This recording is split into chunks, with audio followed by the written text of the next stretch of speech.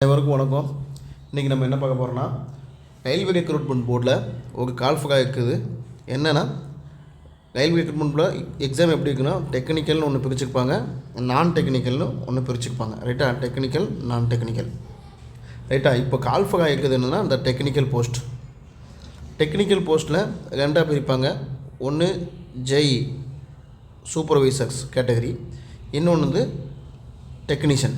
ரைட்டா? இந்த டெக்னீஷியனில் 2 கேட்டகரி இருக்குது. எப்படின்னா, ஒன்று வந்து டெக்னீஷியன் கிரேடு 1, இது வந்து சிக்னல் டிபார்ட்மெண்ட்டில் மட்டும்தான் உண்டு. ரைட்டுங்களா? இது டெக்னீஷியன் கிரேடு 3. இது இதில்னு பார்த்தாச்சுன்னா சிக்னல், எலக்ட்ரிக்கல், மெக்கானிக்கல், அப்போ டிஆர்டின்னு என்னென்னா, இப்போது இந்த மேலே ஒயர் இருக்குது பார்த்தீங்களா, மேலே ஒயர் போகும் பாருங்கள், அந்த ஒயர் அதை போடுறவங்க தான் அந்த டிஆர்டி. ஓகேவா? அது மூலமாக கரண்ட் கிடைக்கும், அது மூலம் என்ஜின் போகும். சரி, right, okay. Fitter, track machine, welder, இந்த மாதிரிலாம் இருக்குது டெக்னீஷியன் கிரேடு 3க்கு. ஓகேவா? சரி, இப்போ இந்த டெக்னீஷியன் கிரேடு 1ல் என்ன டிஃப்ரெண்ட்டு, கிரேடு 3ல் என்ன டிஃப்ரெண்ட்னா, கிரேடு 1 வந்து லெவல் 5. ஓகேவா? கிரேடு 3 வந்து லெவல் 3. ரைட்டு. இப்போ சாரி, இது வந்து லெவல் 2. ரைட்டுங்களா? ரைட். இப்போது லெவல் 2னா என்னது, லெவல் 5னா என்னது அப்படின்னா, ஃபஸ்ட்டு பாருங்கள். அதாவது நம்ம ரயில்வே ரெக்ரூட்மெண்ட் போர்டில் கெசட் ஆஃபீஸர், அதாவது group A, group B, group C, group டின்னு இருக்குது. இந்த குரூப் டி வந்து லெவல் 1. ரைட்டா? இது வந்து கடைசி போஸ்ட், அது குரூப் டியில் இருக்குது. ஓகேவா? அடுத்து லெவல் 2லேருந்து லெவல் 6 வரைக்கும், குரூப் சியில் இருக்குது. ரைட்டா? அதாவது லெவல் 7 வரைக்கும் உண்டு.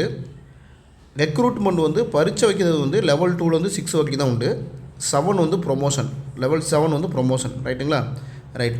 லெவல் 8 வந்து குரூப் பி, அது ஆஃபீஸர் கேட்டகரி வந்துடும். ரைட். இப்போ நம்ம பார்க்க போகிறது இந்த குரூப் சியில் உள்ளது தான். அந்த குரூப் சியில் லெவல் 2வும் லெவல் 5 தான் இந்த டெக்னிக்கல் போஸ்டிங்கில் கேட்டிருக்கு.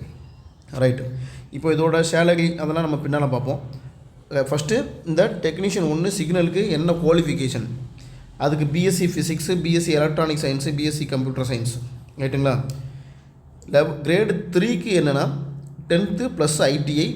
ஓகேவா? ஐடி எதில் முடிச்சிருக்கோன்னா, எலக்ட்ரிக்கல், எலக்ட்ரானிக்ஸு, மெக்கானிக்கல், ஏசி. ஓகேவா? இதெல்லாம் அதில் வரும். ஓகேவா? சரி, ரைட்.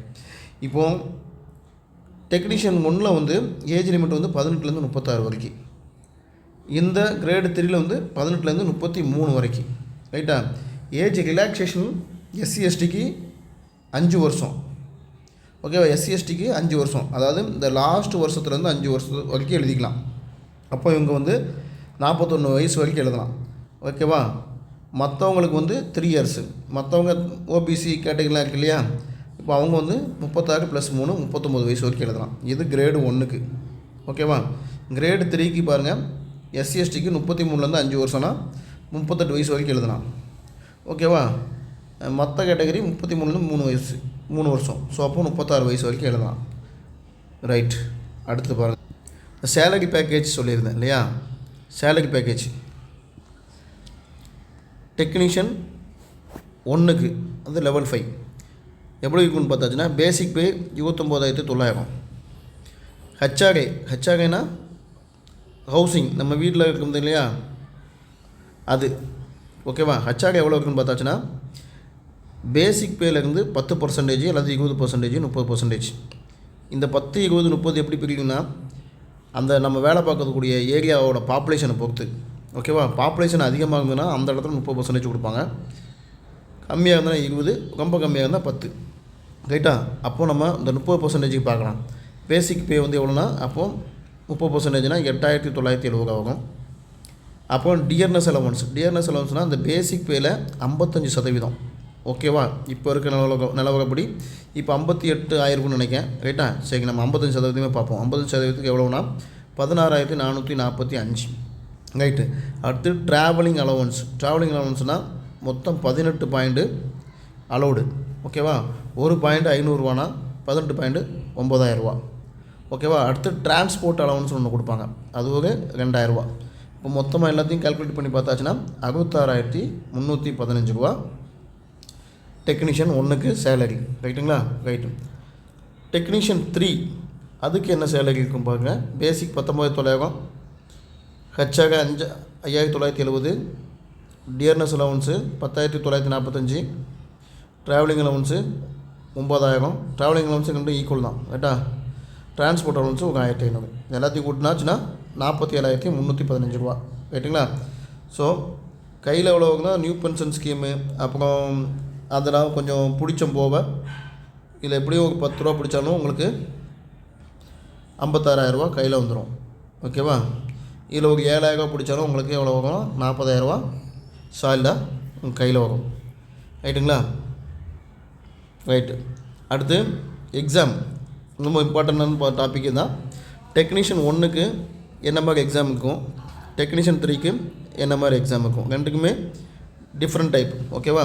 டெக்னீஷியன் 1 மொத்தம் எத்தனை கொஷின்? 100 கொஷின், 90 நிமிஷம். ஓகேவா? அதாவது 1.5 மணி நேரம். 3க்கு ஒரு கொஷின். நீங்கள் ஒரு 3ல் அதாவது ஒரு கொஷின் தப்பு விட்டிங்கன்னா 1 மார்க் கழியும். ரைட்டா? ஓகே. அது எப்படின்னா 3 கொஷின் தப்பு விட்டிங்கன்னா ஒரு நெகட்டிவ் மார்க். ஓகேவா? ரைட். அடுத்து இதில் என்னென்ன இருக்குன்னு பார்த்தாச்சுன்னா GK 10 question, reasoning 15 question, reasoning அல்லது ஜென்ரல் இன்டெலிஜென்ஸ் சொல்லுவாங்க.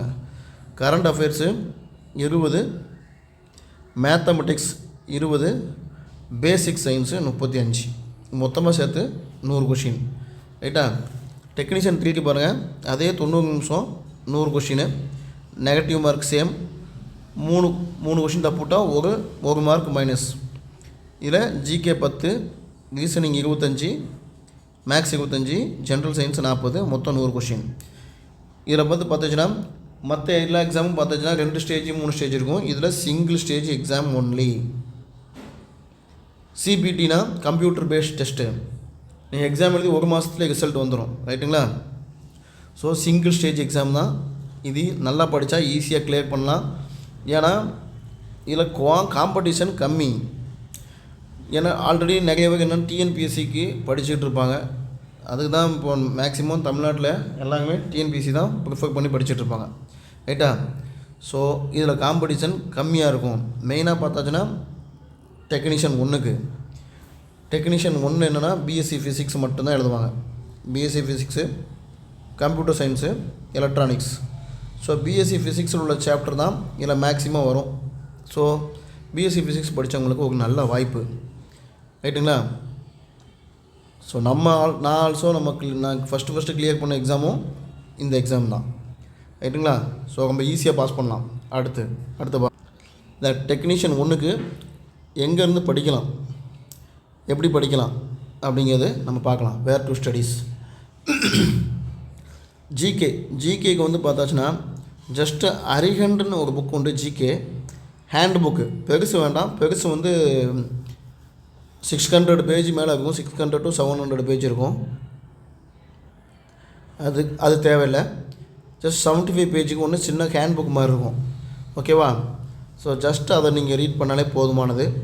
ஓகேவா? ரைட். 1 கரண்ட் அஃபேர்ஸ்க்கு லாஸ்ட் 3 மந்த் பேப்பர் ரீடிங் வேணும். லாஸ்ட்டு 3 மந்த்துக்குள்ளே அல்லது நீங்கள் மொபைலில் கூட சர்ச் பண்ணி பார்த்தாச்சுன்னா லாஸ்ட்டு 3 மந்த் கரண்ட் அஃபேர்ஸ்னு பார்த்தாச்சுன்னா மொபைல்லே கிடைக்கும். ஸோ அந்த லாஸ்ட் 3 மந்த்து படிச்சுங்க. ரீசனிங்கு old question papers, previous year question paper, maths previous year question papers, இது 2 ப்ரிப்பேர் பண்ணாலே போதுமானது. ரைட்டுங்களா? அடுத்த முக்கியமான டாபிக். ஸோ இது எல்லாருமே ஓகே படிச்சுவாங்க. அடுத்து முக்கியமான டாபிக் என்ன? இதுதான் பேசிக் சயின்ஸ். இதெல்லாம் 35 கொஷின்ஸ் இருக்குது. இதில் முக்கியமாக என்ன பாடத்தை நீங்கள் படிக்கணும்னா அந்த பாடத்திலே மேக்ஸிமம் கவர் ஆயிரும். ஃபஸ்ட்டு எலக்ட்ரிசிட்டி, தமிழில் மின்னியல் சரி, எலக்ட்ரிசிட்டி அந்த பாடம் படிக்கணும். அப்புறம் ஸ்டேட்டிக் எலக்ட்ரிசிட்டின்னு ஒரு பாடம் இருக்கும். மேக்னட்டிசம், காந்தவியல், எலக்ட்ரோமேக்னட்டிசம்னா மின்காந்தவியல். அப்புறம் எலக்ட்ரானிக்ஸ், பேசிக் எலக்ட்ரானிக்ஸ்னால் தமிழில் என்ன சொல்கிறது? எலக்ட்ரானிக்ஸ்க்கு சரி எலக்ட்ரானிக்ஸ். அடுத்து ஹீட், வெப்பம், சவுண்ட், லைட். இந்த 3மே லோ ப்ரிஃபரன்ஸ் கொடுத்தா போதும், ரொம்ப ப்ரிஃபரன்ஸ் தேவையில்லை. பட் இந்த electricity, static electricity, magnetism, electromagnetism, electronics, right, அந்த 5 பாடம் ரொம்ப. அடுத்தது ஃபண்டமெண்டல் ஆஃப் ஃபிசிக்ஸ் என்னென்னு பார்த்தாச்சுன்னா ஃபோர்ஸ், வேகம், ஒர்க்கு, வேலை, பவர், எனர்ஜி, இனர்ஷியா, ரைட்டா. இது எல்லாமே ஒன்றும் இல்லை, 11th ஸ்டாண்டர்டில் இருக்கும். 11th standard physics book. அப்போ வந்து நியூட்டன் ஃபஸ்ட் லா, செகண்ட் லா, தேர்ட் லா, அது அப்போ சம் பிரின்சிபல்ஸ்லாம் இருக்கு இல்லையா, ஓம்ஸ் லா, ஜூல்ஸ் லா, அந்த மாதிரி இருக்குது, அதெல்லாம் படிக்கணும். அப்புறம் அப்ளைடு ஃபிசிக்ஸ்னால் நம்ம லைஃப்பில் நம்ம அப்ளை பண்ணுறது இல்லையா, அந்த மாதிரி அந்த ஃபிசிக்ஸ் அதெல்லாம் சரியா. ஸோ அது படிக்கணும். இன்னொன்று இதில் வந்து இம்பார்ட்டண்டாக என்னதுன்னா அட்டாமிக் ஃபிசிக்ஸ்னு ஒன்று ஒரு பாடம் இருக்குது. Atomic physics and nuclear physics. அவ்வளோதான். இந்த பாடத்தை மட்டும் படித்தா போதும். இந்த பாடம் பெருசுலாம் ஒன்றும் கிடையாது. ஜஸ்ட்டு நீங்கள் 11th and 12th இதை ரெஃபர் பண்ணாலே ஃபுல் கொஷின் அடிச்சிடலாம், ரைட்டுங்களா. ஸோ முக்கியமான பாடம் என்னென்னா electricity, static electricity, magnetism, electromagnetism, electronics, atomic physics, nuclear physics. இதை படிச்சுட்டு அதுக்கப்புறம் இந்த பாடத்தையும் படிச்சிருங்க. இது எல்லாமே ஒரே பாடத்துலேயே வரும். Force, work, powers, energy, inertia, இதெல்லாம் ஒரே பாடத்துலேயே வரும், ரைட்டா. ரைட், இதை படித்தாலே உங்களுக்கு கன்ஃபார்மாக பாஸ் பண்ணிடலாம், ரைட்டுங்களா. ஸோ உங்களுக்கு ப்ரூஃப் என்னென்னா நான் அதில் தான் பாஸ் பண்ணேன். ஃபஸ்ட்டு இதை மட்டும் படித்தாலே போதும், ரைட். அடுத்த கொஷின். அடுத்து டெக்னீஷியன் 3. அது எப்படி படிக்கணும், இது எல்லா டிபார்ட்மெண்ட்டும் இதில் இருக்குது, ரைட்டுங்களா. So common. இது வந்து மேக்ஸு பழைய கொஷின் பேப்பருக்கு பார்க்கணும், ரீசனிங் பழைய கொஷின் பேப்பர்ஸு, ஜிகே நான் அதில் சொன்ன மாதிரி தான், அரிகண்டு 70 pages புக்கு, அது போதும். ஜென்ரல் சயின்ஸு அதில் என்ன ஃபண்டமெண்டல் ஃபிசிக்ஸு அண்டு நீங்கள் என்ன மேஜர் எழுத போகிறீங்க, எலக்ட்ரிக்கலாக, மெக்கானிக்கலாக.